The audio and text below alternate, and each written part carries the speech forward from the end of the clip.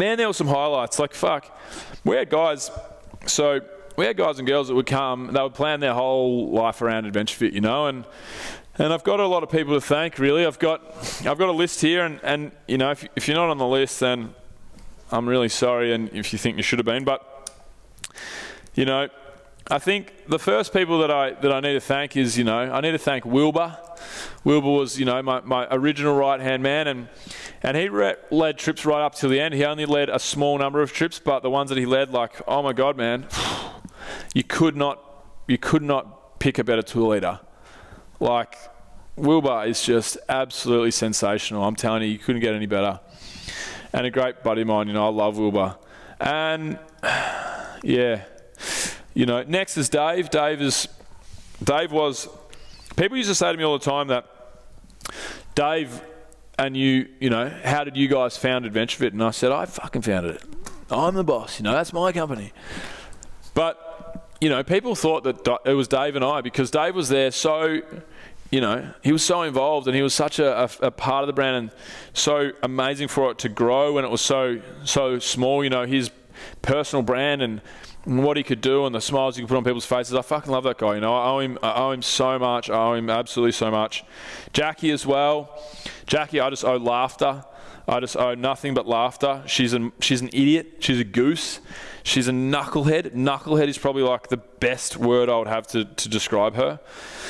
But I love that girl, you know. She's like Dave, you know. She's one of the good guys in this world. She's a fucking ripper. You know, my brother came and started the trip with me, and that was one of my worst trips where I was most anxious. Far out, that was bad. And I hated that, you know. I hated being like that around my brother. But, you know, he was there with me, and he was a young man. He was only probably 21, 22. And he basically stood up, and he was the leader that I couldn't really be on that trip. So, you know, forever thankful for Jack. Mac was, once Dave kind of left us, Mac became our number one guy, and Mac actually was a client. Mac and I became buddies on one of our trips on our Iceland trip. And my screensaver actually right now, you won't be able to see it if you're on the YouTubes, and you obviously won't be able to see it if you're on the podcast, but if you're on the audio. But my screensaver is an Iceland trip where we're all about to jump, we're all crouched about to take off, and Mac's jumping straight across the screen off this huge rock in this in front of this amazing waterfall. And man, you couldn't get a better tour leader than Mac. You could not get a better tour leader than Mac. He just so professional, did such a great job, so good with people. He actually one of his last trips, he rubbed a bunch of people the wrong way, and I flew the flag for him big time. You know, I always told my staff, live by the sword, die by the sword. I want you to be yourselves. If you feel like there's, you know, an inappropriate joke that might improve the night rather than make the night worse, then by all means, go on and say that inappropriate joke or tell that inappropriate story, but use your best judgment. And, you know, you're all adults and you've all got good judgment, so I trust you. So, Mac, that whole thing about how it starts is how it ends. Mac was better than me at leading trips. Him and Dave probably the best we had, you know. And Mac actually started a story on the Vietnam trip a year or so ago.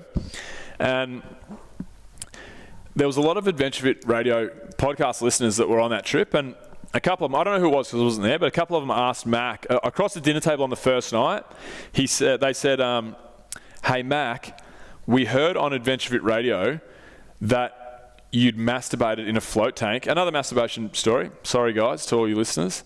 We'd heard that you'd jacked off in a float tank. Do you have any other funny stories about jacking off? And Mac reckons, I've spoken to him in depth about this a number of occasions. He reckons he surveyed the room and he was like, yeah, I reckon I've got this. So he said, yeah, I do actually. I remember I was really late to a meeting one day, and on the way to the meeting, I just couldn't stop thinking about sex, and I had this erection in my pants, and I thought, well, I can't walk into the meeting like this. Like, what am I going to do? I've got 10 minutes till I'm at the meeting. So he pulled over into the emergency lane and he jacked off. And then he went into the meeting. I reckon it's a pretty funny story, to be honest. I would laugh at that, particularly over a couple of beers and so forth. But I'm an idiot, remember? You got to remember I'm an idiot. But we had, look, it's probably no worse than my riding the dragon story, you know? My riding the dragon story is probably akin to you know, pulling it. Well, it's probably not. Mine was, I didn't know what was going on, you know? I wasn't, look, there was no intent with me and the dragon. There was certainly intent with Mac pulling over in the emergency lane and, you know, jacking off. But I guess the stories are very similar, you know, and I read my crowd and I probably delivered it pretty well and so forth. And Mac, I reckon he must have just stumbled when in the delivery, and the crowd certainly wasn't right, actually, to be fair. There was two people that took offence to it. Look, he just didn't read the crowd. And it actually caused the biggest furor after the trip had run, where, you know, people calling up and complain. We'd never had a complaint in the history of AdventureFit. We'd never had a complaint. We'd had a little bit of feedback and constructive criticism, I guess. Maybe just feedback, I would call it. But man, I got phone calls, I got lengthy, you know, foot-long email talking about how unprofessional, you know, blah, blah, blah, blah, blah. Yeah, fuck. But I love Mac, and, you know, he could not have done a better job. And I backed him in. When all this stuff happened, I was like, look, he's one of the good guys. He's got a nice heart, and he fucked up, you know. He told a story that was a bit inappropriate, and, you know, he really paid for it on that trip, you know. Everything that he did that was neutral, you know, was looked at poorly, and everything that he did that was poor it was the worst thing on the planet, and everything he did was good was, you know, it was like, meh, you know, because he'd already kind of been, I think, you know, he'd kind of tainted himself with a number of the trip goers, and that was a shame, you know, because I love Mac. He's just the nicest guy, and for people to have that opinion of him, that he was unprofessional, whatever, it was shit house. So I really hated that. But man, I owe that guy so much. He got me through, when I was going through my toughest period, he got me through it. He was my mentor, my, you know, coach, my friend, whatever, and man, one of the best.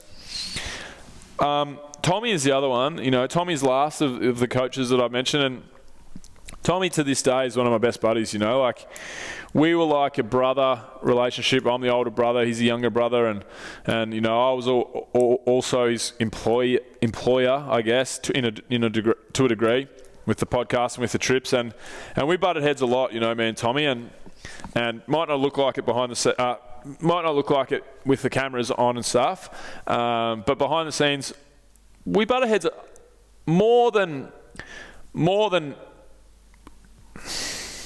a bit above average, for sure, a bit above average. Like, we butted heads, but I mean, everything you saw on camera was all real, and we love each other, and we just went and caught up last Friday. We probably catch up once or twice a month for sure, and I love this dude. He's always going to be like a brother to me. So, you know, I love Tommy. Tommy was another guy that, like my brother, you know, my inability to relax due to the stress that I was under with these trips, I think it pushed Tommy, it pushed Jack, and, you know, it pushed these guys to lead, you know, to be leaders and to be more mature than their age, or than their years, really, because Tommy was doing trips with us at, you know, 23, 24, whatever, and leading and guiding, you know, a large group of adults, and he did a sick job. Like, he's the funniest dude I've ever met, I reckon, and I owe him lots of thanks. So there's three guys that I need to thank that are particularly important to me, and they're my three guys in the Philippines, and that's Mon, my first ever staff member. I just came back from Mon's wedding over in the Philippines, and I adore the guy. You know, he's if I could pick anybody, right? So Athena, we have 11 of us, 3 directors, I'm one of them, 8 full-time staff members. At Athena, at AdventureFit, we had 4, we had Mon, Aaron, Alvin, and Vicky. But we also had a lot of people come and go throughout, you know. And we were going to try and bring Mon over to Athena, but it didn't end up working out. But when I was speaking to Drew about it, Drew, my one of my partners at Athena, I said to Drew, hey man, I think we can get Mon across and he might work for Athena, and he's a real all-star, like he's one of the best. And he said, all right, cool. Like, how good is he? I said, he's as good as there is. He said, okay, would you hire him again if you had your time? That's how I always rate, that's how I always rate employees. Would I hire him again if I had my time again, knowing what I know now? And he would be my first draft choice out of 50 people I've dealt with working with him, 100 people, however many I've dealt with. He's my number one starter, 100%, Mon Echeverria. And yeah, like I would be working on a Saturday afternoon, into Saturday night. I'd wake up and work on a Sunday. And then I'd notice, like, in our shared folders and whatever, I'd notice all this work getting done. And then Mon would just, I'd be online and I'd get this message from Mon, hey Doc, can you give me an update on X, Y, and Z? It might be 3 p.m. on Sunday. And I'd say, what do you mean? Like, just let's talk about it tomorrow. And he's like, no, I'm just doing a bit now. Can you just give me an update on it? He would go into the office and just, pump out work and of his own accord, and he cared about the brand, he cared about me, and he cared about the people that we served, Absolute bloody legend. Aaron, I can't say enough good things about Aaron. He's unfathomably intelligent. He's got an unfathomable energy, and he just brought it every day at AdventureFit, and I bloody love him for it. Alvin is like my little brother, the Gongy, the Gong Doctor, Dr. Gongzo.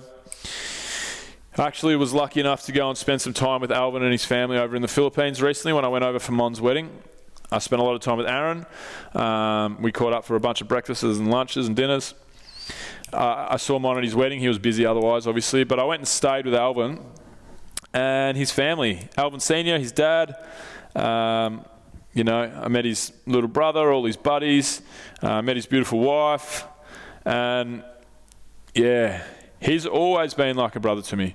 And a little brother, I feel like I'm his older brother. Mon always used to feel like my older brother because he would pull me in the line. But Alvin has always been, I feel like he's my little brother, I feel like he looks up to me.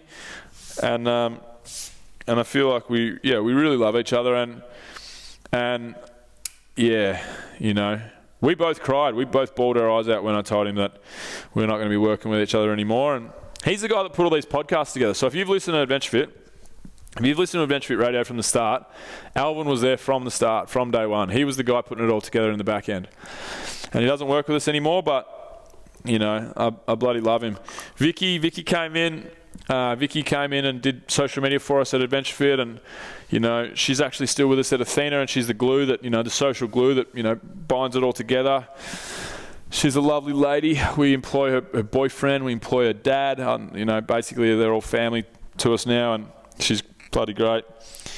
And then Rhiannon DaCosta. Rhi was my first ever, probably before mine. She was my first employee. She was. We would just do bits and pieces together. She was like a rep for me up in Queensland, and she would, she just loved the idea and wanted to get involved in any way she could. And that was the interesting thing about AdventureFit is people would climb over hot coals to have anything to do with us. I would get resumes every week with people screaming to, please, can I get on staff? We don't get that with Athena. People would, every week I'd get resumes, and I was so upset that I couldn't employ everyone and make everyone's dreams come true and all that. But yeah, Rhi and I worked together, and she was my first right-hand wingwoman and someone that I could lean on.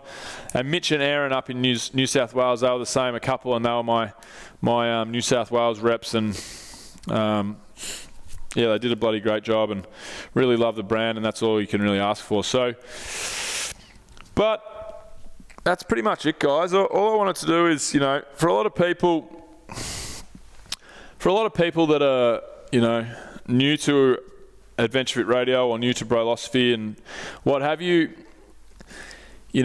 you're probably not listening to this because you probably zoned out a while ago. And people that are Adventure Fit through and through, they might not have listened this far. But those that did, you know, I just wanted to kind of get the story out there, get it all off my chest and announce that, you know, obviously adventure is no longer carrying on.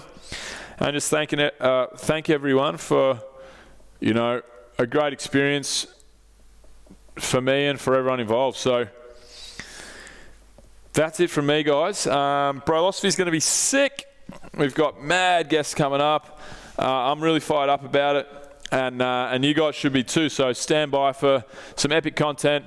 And basically, you know, we just want to be telling interesting and important stories. And yeah, it's really philosophy through the eyes of an idiot, and that idiot is me. So you'll be hearing lots more of my voice. So make sure you subscribe because they won't be all sad solo rants like this. They're going to be epic. We got so many good guests coming up. So that's it from me, guys. This is the Brolosophy podcast going forward. Philosophy through the eyes of an idiot. And that's a wrap.